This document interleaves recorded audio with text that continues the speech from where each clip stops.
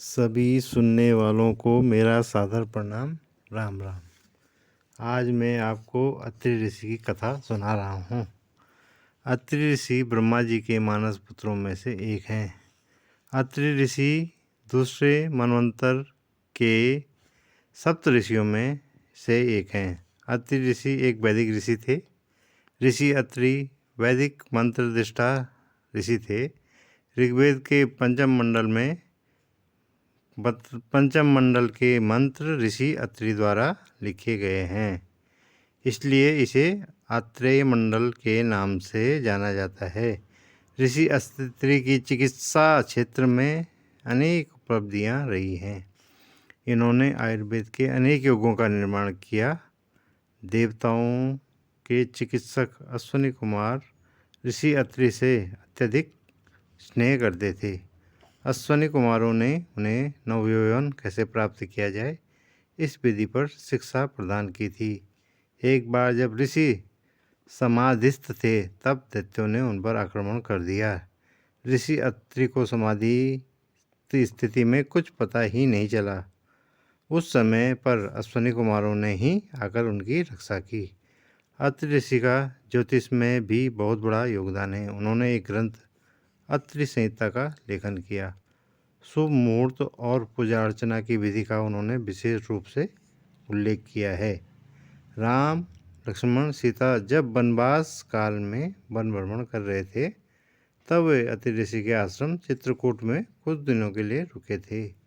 तब ऋषि अत्रि ने उन्हें उपदेश दिए और अनेक दिव्यास्त्र भी प्रदान किए। उन्होंने कभी न समाप्त होने बाण भी उन्हें प्रदान किए। अत्रि ऋषि की पत्नी अनुसुईया भी कठोर साधना करने वाली स्त्री थी। उन्हें भी बड़े बड़े तपस्वियों के जैसे ही तपबल प्राप्त था और सतीत्व में भी उनका नाम सबसे ऊपर आता है। कोई उन्हें दक्ष कन्या कहता है, तो कहीं उन्हें कर्दम कन्या के नाम से भी उद्धृत किया गया है। एक बार तीनों देवियों सरस्वती, लक्ष्मी और पार्वती ने देवी अनुसुईया के सतीत्व की परीक्षा लेने के लिए त्रिदेवों को ब्रह्मा, विष्णु, महेश उनके पास भेजा। तो त्रिदेव तपस्वियों का वेश बनाकर उनके यहाँ भिक्षा मांगने के लिए गए।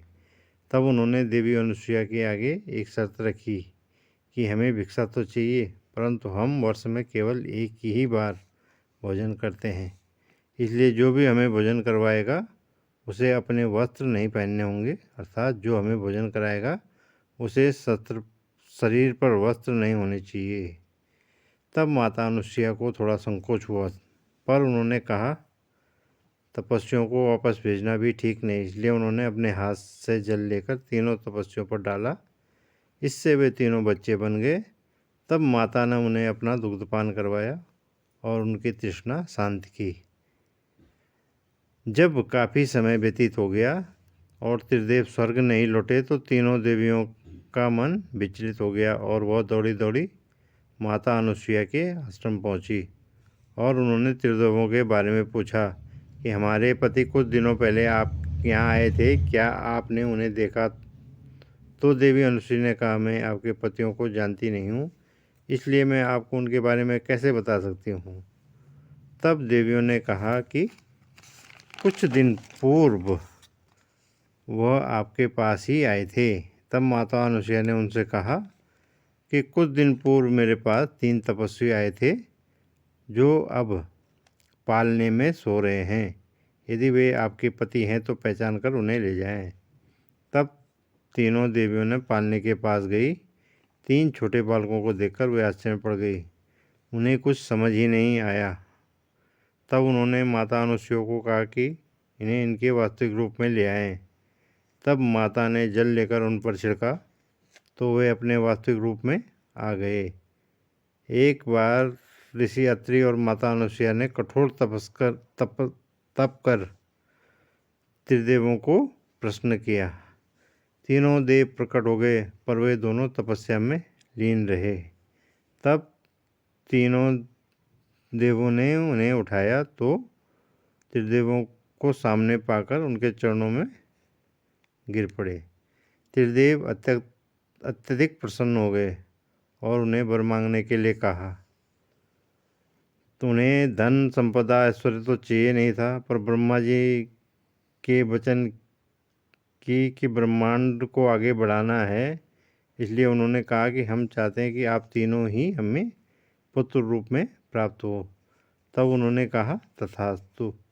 तब उनके 3 पुत्र हुए। चंद्रमा ब्रह्मा जी के अंशावतार, दत्तात्रेय विष्णु के अंशावतार और दुर्वासा शिव के अंशावतार। तीनों बालक जिनके दर्शन के लिए समस्त देव ऋषि मुनि उत्सुक रहते थे, वे तीनों बालक के रूप में माता अनुसुईया की गोद में खेलते हैं।